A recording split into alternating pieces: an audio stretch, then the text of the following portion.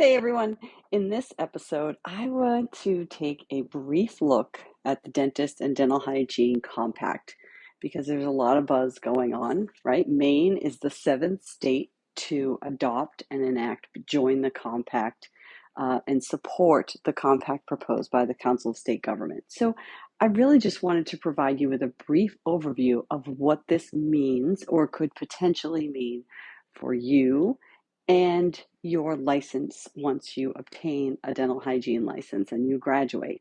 So it's like, okay, what do I do now, right? We have taught you in school about legislative process and all of the stuff that you learned in ethics around how to obtain a license. And now the compact, understanding the compact will give you another layer of understanding about what that means as far as portability and what are the implications of that and how does that impact you and moving forward if you decided to move out of state or relocate somewhere else. So that's what we'll talk about today. And this will give you an understanding about where we're headed.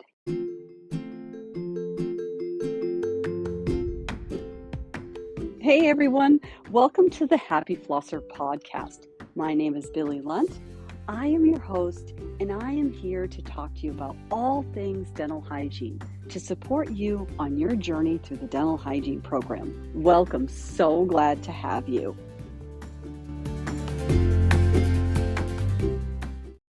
Hey, are you in dental hygiene school or just got your acceptance letter and just started dental hygiene school and you're worried about how you're going to fit it all in, what the evaluations are like, what the key strategies you need to set up in order to be successful?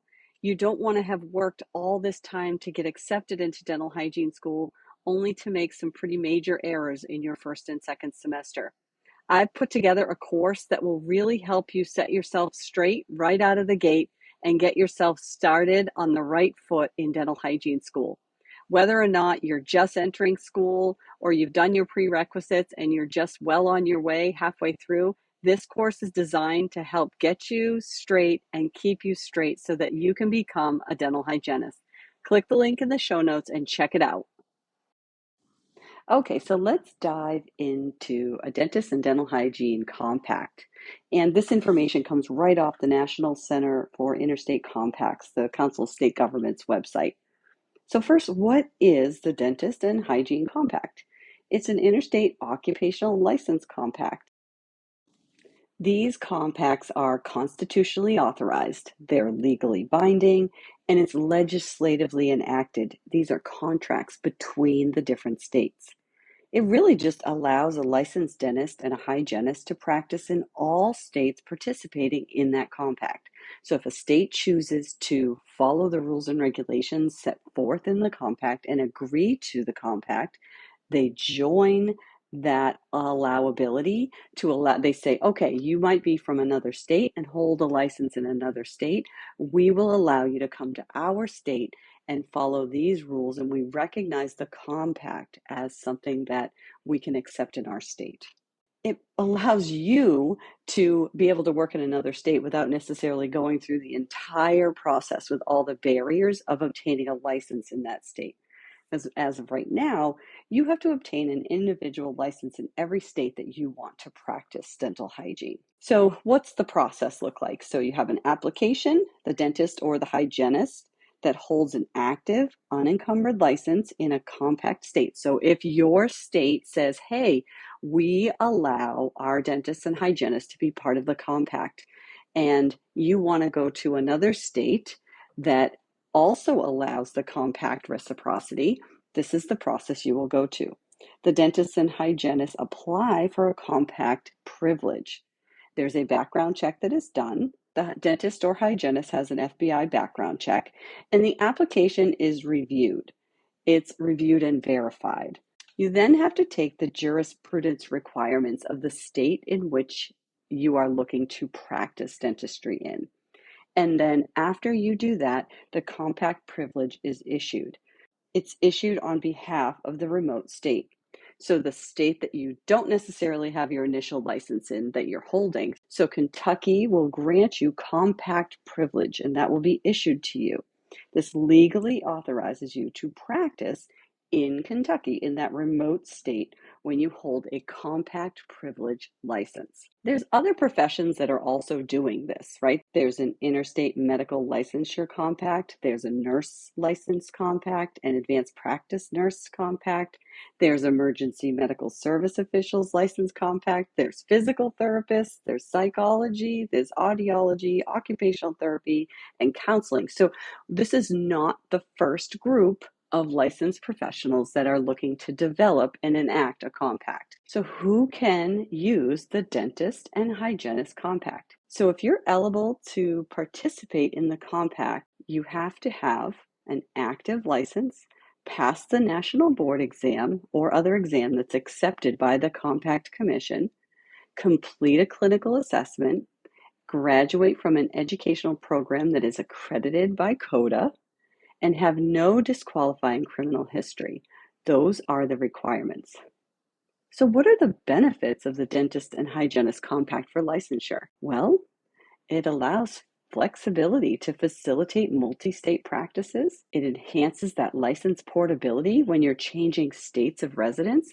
I myself have had that challenge of wanting to relocate to another state and then going up against a lot of different barriers in order to make that happen. It also expands employment opportunities into multiple markets, new opportunities, especially for the New England states, where those states are a lot smaller.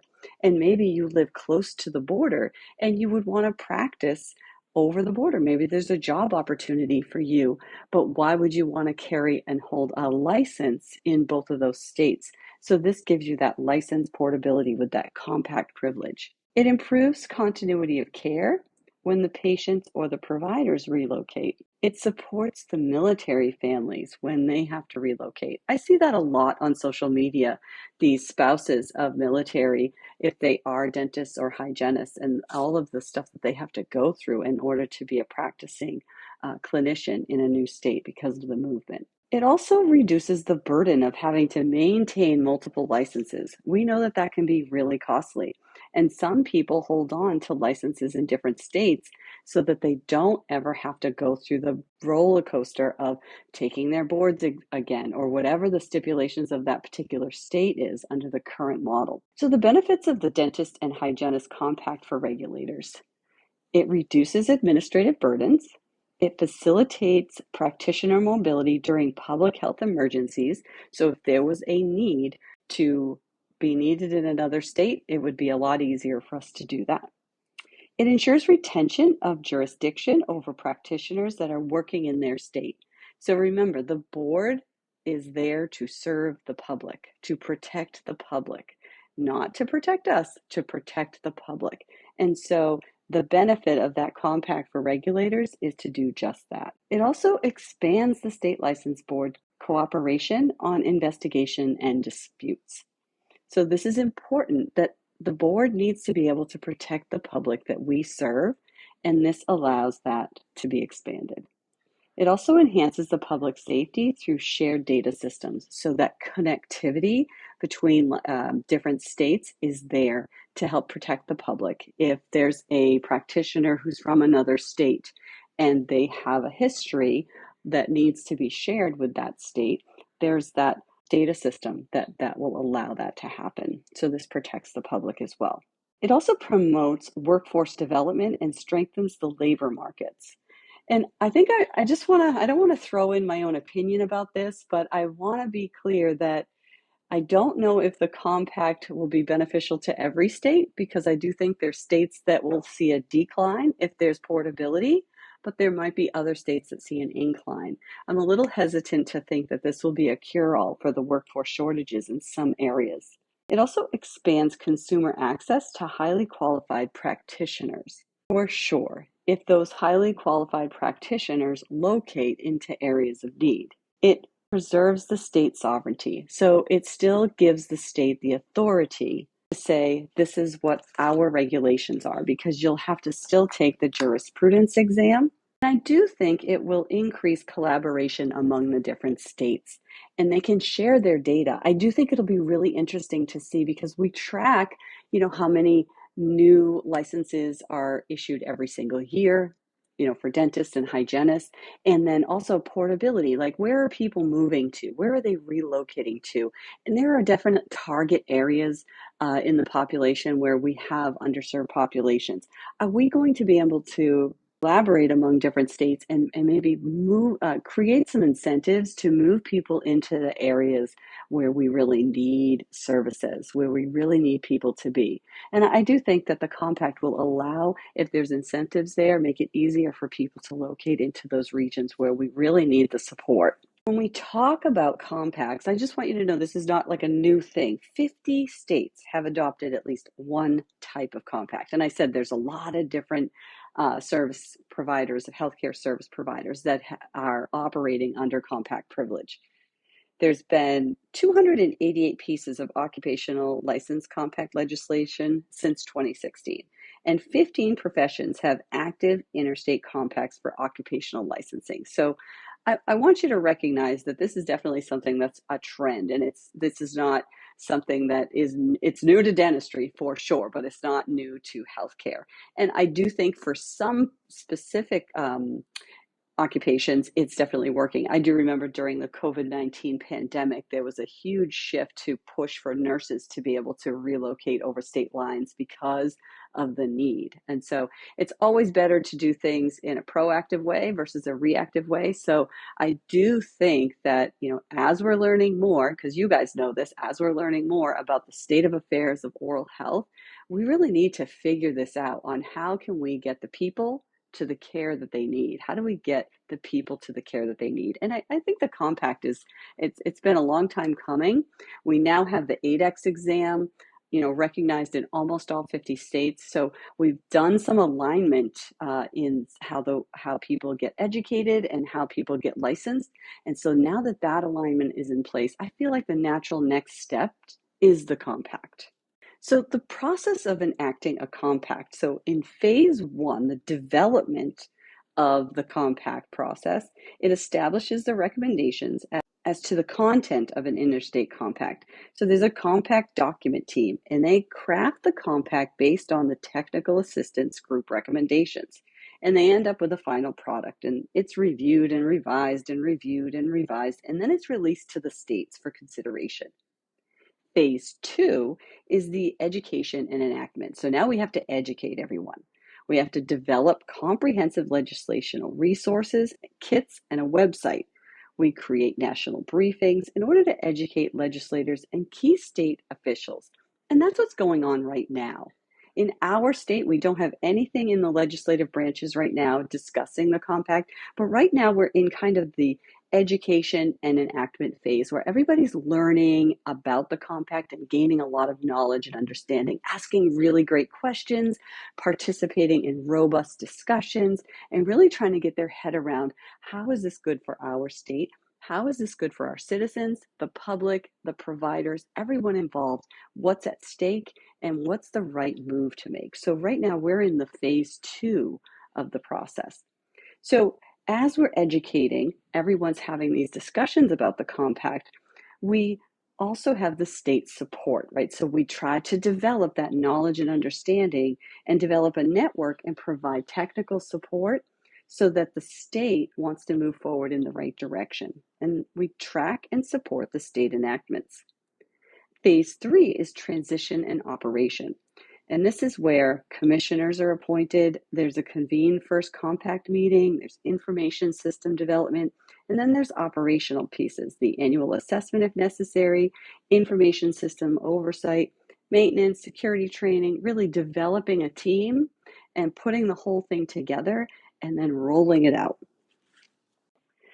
So just the whole development piece milestones. So the Council of State Governments in 2020, the Department of Defense entered into a cooperative agreement with the Council of State Governments to fund the creation of new interstate compacts for dentistry. The applications were accepted for development assistance. And then the ADHA and the ADA in 2021 announced that they were successful applicants. The ADA and the ADHA and the Council of State Governments convened a technical assistance group and drafted a team to develop the compact together. In 2023, the model legislation was finalized and released to all the states. and the states begin introducing and enacting the compact through their legislative process. Now, every state is in a different phase of this piece. So 2023, it was drafted out and sent to all the states, and now it's up to each of the states to have these robust conversations and discussions to determine if this is going to fit well in their state, how it will benefit or impact their state, their workforce, their provider network, their patient access. What does that look like for each state? Because those things are valuable information to understand, and they're impacted in a pretty profound way when you make these types of changes. Think about a compact being enacted, and then all of a sudden you have this huge influx of providers and no one to serve.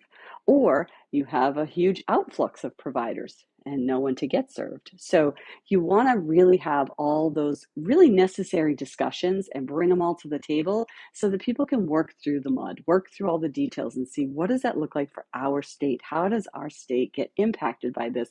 And what's the next step to take to move forward in the right direction? So the last thing I just want to go over is some of the common terms that you might hear or read about in some of the emails you receive or conferences you attend. And I just want you to know just enough so that you can make sense of it all for you. So a licensing compact definition term, participating state. That means that is a state that has enacted the compact. A qualifying license is an active license issued by a participating state. A remote state is a participating state where a license is not licensed and is seeking to practice through compact privilege. So if you have a license in New Hampshire and you want to practice in Kentucky, I'm just going to use Kentucky as an example, that would be your remote state because they're a participating state where you're not licensed, but you want to practice there through compact privilege. Now, compact privilege is the authorization granted to practice in a single remote state. Compact commission or commission is the joint government agency that's made up of all the participating states who is responsible for administering the compact. I hope this gives you at least a broad overview of the whole compact discussion that's going on. This is just the beginning. We now have 7 states that have enacted or have legislation that they've passed for the compact. So this is definitely growing, moving, and will be in many of the conversations that you take part in. This is a great time in dentistry. I always say that. I always feel like it just improves every year. So this is great for license reciprocity, as they call it. But to get compact privilege and have a little more flexibility about where you want to go and what you want to do when you get there, I think it's pretty fabulous. So learn more, gain knowledge, get yourself up that knowledge ladder and understand the compact. All right? Are you looking for study sheets? I've created study sheets that cover the content of this episode. If you're interested or that's something that's going to help you on your learning journey, you can click the link listed right in the description of these show notes. Happy studying!